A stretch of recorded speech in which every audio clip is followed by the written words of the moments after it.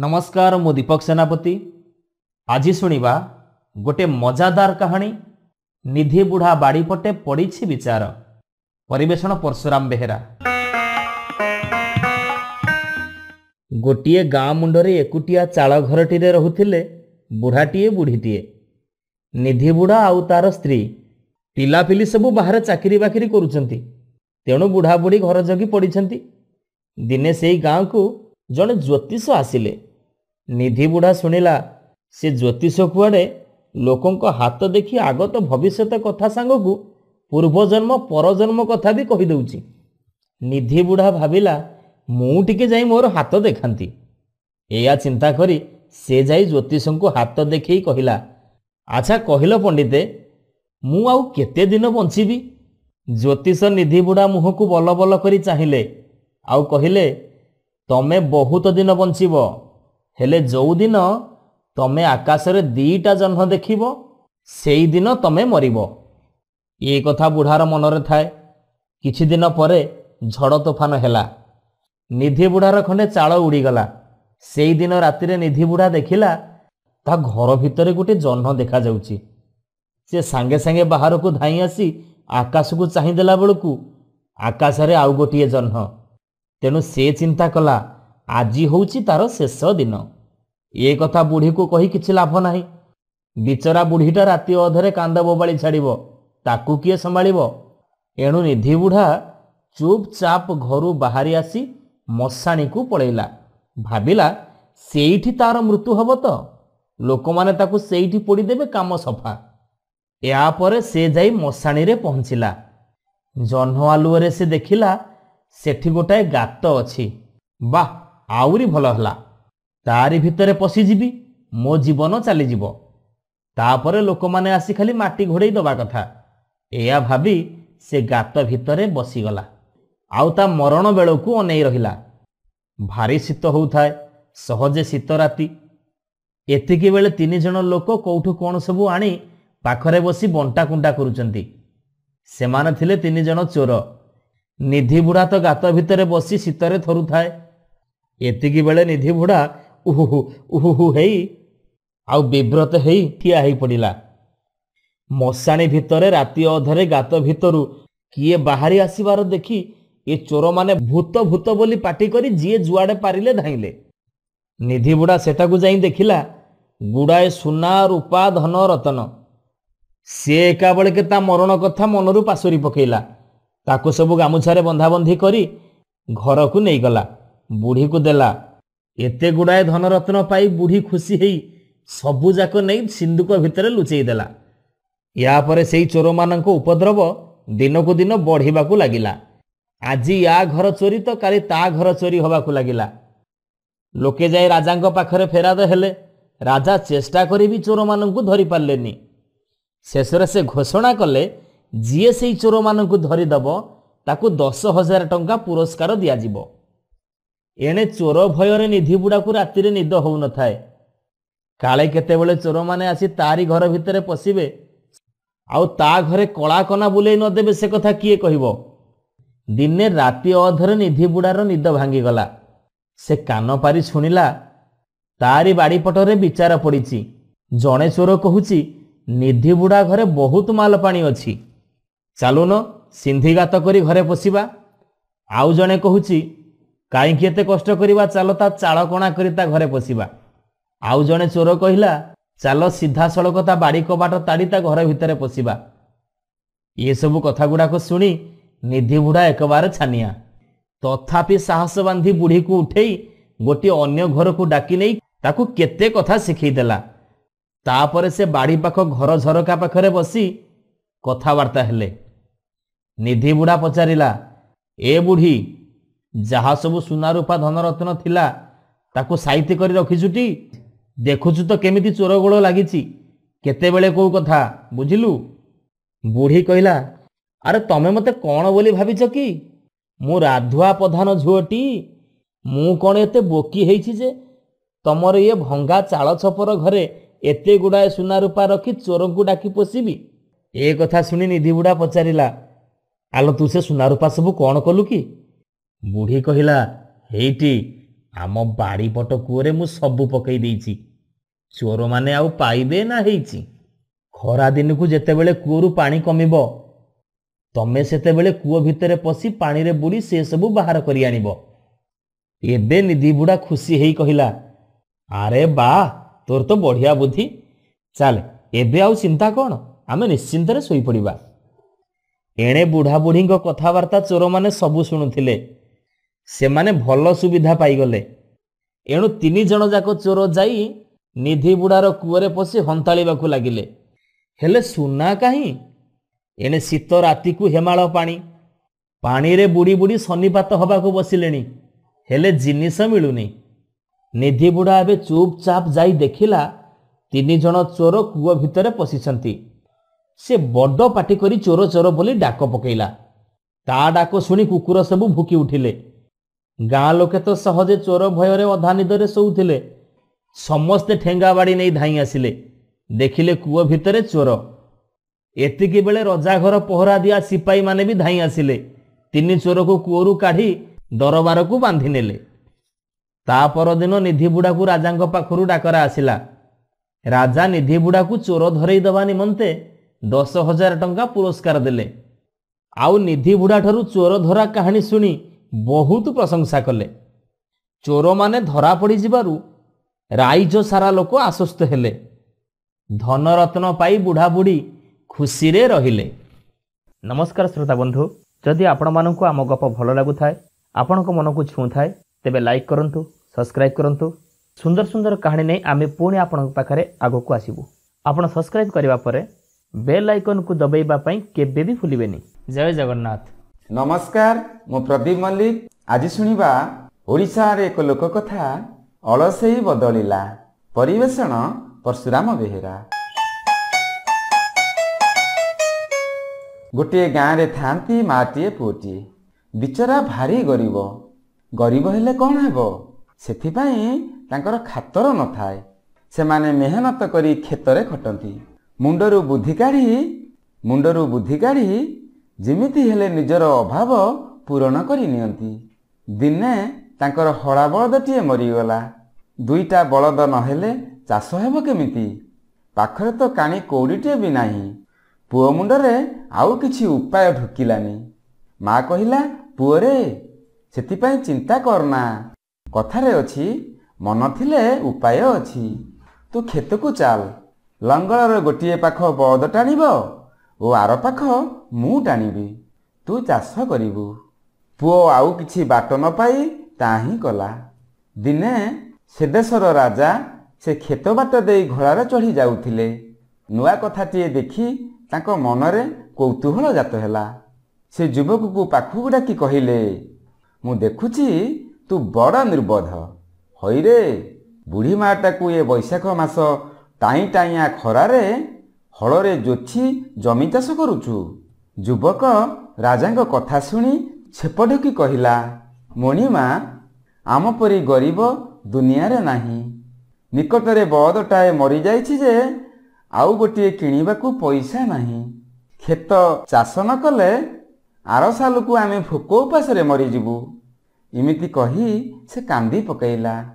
ଯୁବକଟିର କଥା ଶୁଣି ରାଜାଙ୍କ ମନରେ ବଡ଼ ଦୟା ହେଲା। ସେ କହିଲେ, ଯୁବକ, ତୁମେ ମୋ ସହିତ ଆସ। ମୁଁ ତୁମକୁ ଗୋଟିଏ ବଳଦ ଦେବି। ଯଦି ତାକୁ ତୁମେ କାମରେ ଲଗେଇ ପାରିବ, ତୁମର ବହୁତ ଲାଭ ହେବ। ଏହା କହି ରାଜା ଯୁବକକୁ ରାଜବାଟିକୁ ଡାକି ନେଇ ଅନେକ ଗୁଡ଼ିଏ ବଳଦ ଦେଖାଇଲେ। ସେଥିରୁ ନିଜ ଇଚ୍ଛାରେ ଗୋଟିଏ ବଳଦ ବାଛି ନେବାକୁ କହିଲେ। ଯୁବକଟି ଗୋଟିଏ ହୃଷ୍ଟପୁଷ୍ଟ ବଳଦ ଦେଖି ବାଛିଲା। ରାଜା କହିଲେ, ଯୁବକ, ସେ ବଳଦଟା ଆମ ବଳଦ ଭିତରେ ସବୁଠାରୁ ମାରଣା ଆଉ ଠାପୁଆ। ତା କାନ୍ଧରେ ଜୁଆଳି ଲଗେଇ କ୍ଷେତକୁ ଗଲେ ଚାରିକାତ ମେଲି ଖାଲି ଶୁଏ।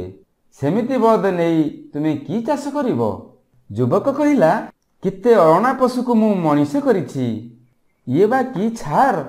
ଆପଣ ଯାଇ ଦେଖିବେ, ମୋ ଘରେ କେତେ ଦିନ ରହିଲା ପରେ ଇଏ ଠିକ୍ ବାଟକୁ ଆସିଯିବ ମଣିମା। ଏହା କହି ଯୁବକ ବଳଦଟିକୁ ନେଇ ଘରକୁ ଆସିଲା। ଘରେ ପହଞ୍ଚି ବଳଦର 4 ଗୋଡ଼ ବାନ୍ଧି ଦେଇ 4 ଦିନ କାଳ ଉପାସ ପକାଇଦେଲା। 5 ଦିନ ବେଳକୁ ବିଡ଼ାଏ ଛଣ ଆଉ ଅଧ ବାଲ୍ଟି ହେବ କୁଣ୍ଡା ପାଣି ପିଇବାକୁ ଦେଲା। ତାପରେ ତାକୁ ଲଙ୍ଗଳରେ ଯୋଚି ବିଲକୁ ନେଇଗଲା। ଏଇ କେଇଦିନ ମଧ୍ୟରେ ଅଳସୁଆ ବଳଦଟା ନ ଖାଇ ନ ପିଇ ଅଧା ଅଧି ସାବାଡ଼ ହୋଇଯାଇଥିଲା। ଦୁର୍ବଳ ହେତୁ କ୍ଷେତରେ ସେ ଆଉ ବେଶୀ ଡିଆଁ ଡେଇଁ କି ମାରଧର କଲାନି। ଅଳ୍ପ ଜମି ଚଷି ଥୋଇଲା। ଯୁବକ ତାକୁ ଏଥର ଘରକୁ ଆଣି ଗୁହାଳରେ ବାନ୍ଧିଦେଲା। ତା ପରଦିନ ତାକୁ 2 ବିଡ଼ା ଛଣ ଖାଇବାକୁ ଦେଇ ବାଲ୍ଟିଏ କୁଣ୍ଡା ପାଣି ପିଆଇଲା। ବଳଦ ସେଦିନ ଅଧିକ କିଛି ଜମି ଚଷି ଶୋଇଲା। ଯୁବକଟି ତାକୁ ଫିଟେଇ ଆଣି ଗୁହାଳେ ବାନ୍ଧି ପକାଇଲା। ତା ପରଦିନ ତାକୁ 3 ବିଡ଼ା ଛଣ ଖାଇବାକୁ ଦେଇ ମନବୋଧିଆ ପିଇବାକୁ ଦେଲା। ଏମିତି ଭାବରେ ଯୁବକ ସେ ମାରଣା ଅଳସୁଆ ବଳଦକୁ ପୋଷା ମନାଇ ଠିକ୍ ବାଟକୁ ନେଇ ଆସିଲା। ତେଣେ ରାଜାଙ୍କର ମନ ଲାଗିଥାଏ। ଦିନେ ସେ ଯୁବକର ପାରିଲାପଣ ପରୀକ୍ଷା କରିବା ପାଇଁ ବଳଦ ଦେଖିବାକୁ ଆସିଲେ। ସେତେବେଳକୁ ଯୁବକ ବେଶ ଆରାମରେ ଚାଷ କରୁଥାଏ। ସେ ଯୁବକକୁ ପାଖକୁ ଡାକି କହିଲେ, ବାବୁ, ମୋର ଗୋଟିଏ ଏଇ ବଳଦ ପରି ଅଳସେଇ ଝିଅ ଅଛି। ଦେଖିବାକୁ ଖୁବ୍ ସୁନ୍ଦର, କିନ୍ତୁ କୁଟା ଖଣ୍ଡକ ଦିଖଣ୍ଡ କରେ ନାହିଁ। କିଛି କାମ ତ ନାହିଁ, ସବୁବେଳେ ଖାଲି ୟା କଥା ତା ଆଗରେ, ତା କଥା ୟା ଆଗରେ ଗପେ। ମୁଁ ତାକୁ ବହୁତ ଚେଷ୍ଟା କରି ମଣିଷ କରିପାରୁନି। ତୁମେ ଯଦି ତାକୁ ବାଟକୁ ନେଇ ଆସିପାରନ୍ତ, ମୁଁ ତୁମକୁ ଅନେକ ପୁରସ୍କାର ଦିଅନ୍ତି। ଯୁବକ ବିନୟ ହୋଇ କହିଲା, ମୋତେ ଯଦି ଅଭୟ ଦେବେ ମୁଁ ଆପଣଙ୍କୁ କଥାଟିଏ କହନ୍ତି। ରାଜା କହିଲେ, ଏଥିପାଇଁ ଅନୁମତି କ'ଣ ଆବଶ୍ୟକ? ମୁଁ ତୁମକୁ ଅଭୟ ଦେଲି, ଯାହା କହିବାର ଅଛି କୁହ। ଯୁବକଟି କହିଲା, ମୋ ସହିତ ଆପଣଙ୍କ ଜେମାକୁ ବାହା କରେଇ ଦିଅନ୍ତୁ। ତେଣିକି ଦେଖିବେ ମୁଁ ତାକୁ ଠିକ୍ କାମରେ ଲଗାଇଦେବି। ଝିଅର ଅଳସେଇ ଗୁଣରେ ରାଜା ଏଡ଼େ ବିରକ୍ତ ହୋଇପଡ଼ିଥିଲେ ଯେ ସେ ସଙ୍ଗେ ସଙ୍ଗେ ଯୁବକଟିର କଥାରେ ରାଜି ହୋଇଗଲେ। ଏଥର ଅଳସେଇ ରାଜଜେମା ନାଲି ଟୁକୁଟୁକୁ ଟିକି ବୋହୂଟିଏ ସାଜି ଯୁବକ ଘରକୁ ଆସିଲା। ଜୀବନ ଯାକ ତ ସେ ଗଦି ପଲଙ୍କରେ ବଢ଼ିଛି। ଚାଷୀ ଘରେ ଏବେ ସେ କି କାମ କରନ୍ତା? ଖାଲି ଦିନ ରାତି ବସି ରହିଲା। ଏକଥା ଦେଖି ଯୁବକର ମା ବଡ଼ ଭାଇରେ ପଡ଼ିଲା। ଗରିବ ଘରେ କାମ ନ କଲେ ଜଣକୁ 2 ଜଣ ପୋଷିବା କଥା ସହଜ ନୁହଁ। ସେ କଥା ଦେଖି ପୁଅ କହିଲା, ମା, ମୁଁ ଏ ଦୁଷ୍ଟ ବଳଦଟାକୁ ବାଟକୁ ନେଇ ଆସିଲି। ଆଉ ଏ ମଣିଷ ହୋଇ ମୋତେ ବଳେଇ ଯିବ ଭାବୁଛୁ? ତୁ ଅପେକ୍ଷା କର, ମୁଁ ତାକୁ କେମିତି ବାଟକୁ ଆଣୁଛି ଦେଖ। କଥାରେ ଅଛି, ନୂଆ ଗୋରୁକୁ 6 ମାସେ, ନୂଆ ମଣିଷକୁ ବରଷେ। 15 ଦିନ କି ମାସେ ଯାକେ ଯୁବକ ରାଜଜେମାକୁ କିଛି କହିଲା ନାହିଁ। ତା ପରଦିନ ମା ପୁଅ 2 ଜଣ ଯାକ ରାନ୍ଧିବାଡ଼ି ଖାଇଲେ।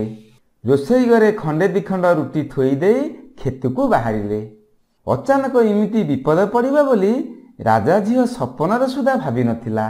ସେମାନେ ଗଲା ପରେ ଭୋକରେ ତ ତାର କରଡ଼ି ଜଳିଲାଣି। କ'ଣ ଏବେ ସେ କରିବ? ଇଏ ତ ରାଜା ଉଆସ ନୁହେଁ ଯେ ଦାସଦାସୀ ପଣ ପଣ। ହୁକୁମ ମାତ୍ରେ ପାଦ ନ ଚାଲିବେ। ଫୁଲ ଦଳିରେ ବସାଇ ହାତ ଧରି ଖୁଆଇଦେବେ। ପାଖରେ ବସି ପଙ୍ଖା କରିବେ।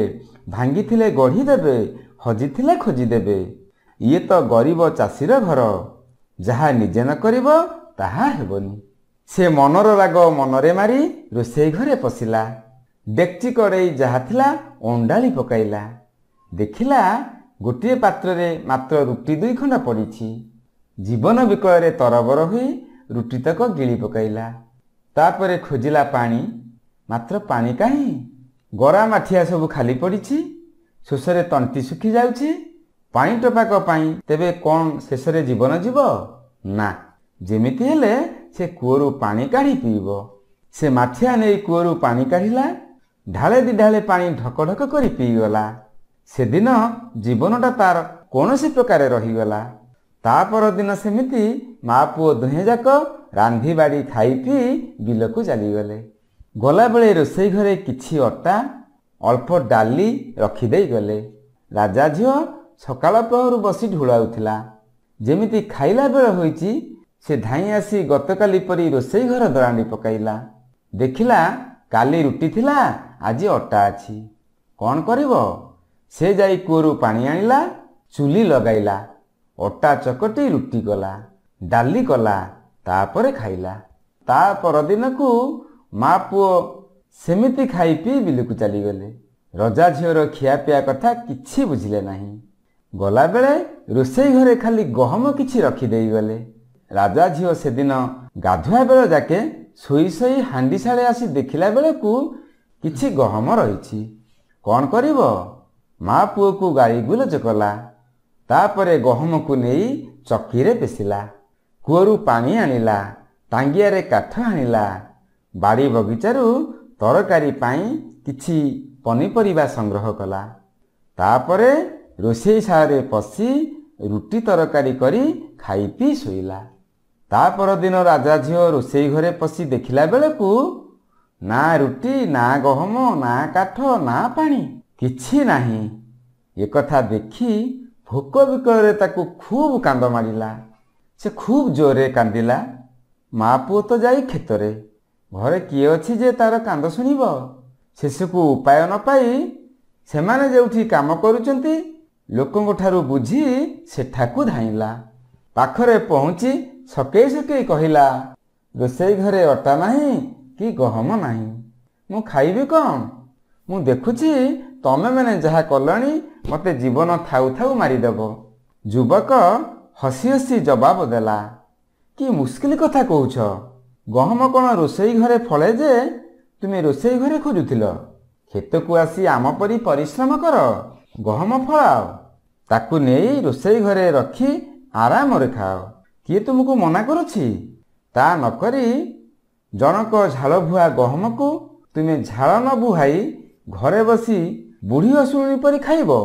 ଇଏ କେମିତି ହେବ? ରାଜା ଝିଅ କାନ୍ଦୁ କାନ୍ଦୁ କହିଲା, ଇଏ କ'ଣ ତୁମର ଶେଷ କଥା? ଯୁବକ କହିଲା, ହଁ, ଇଏ ମୋର ଶେଷ କଥା।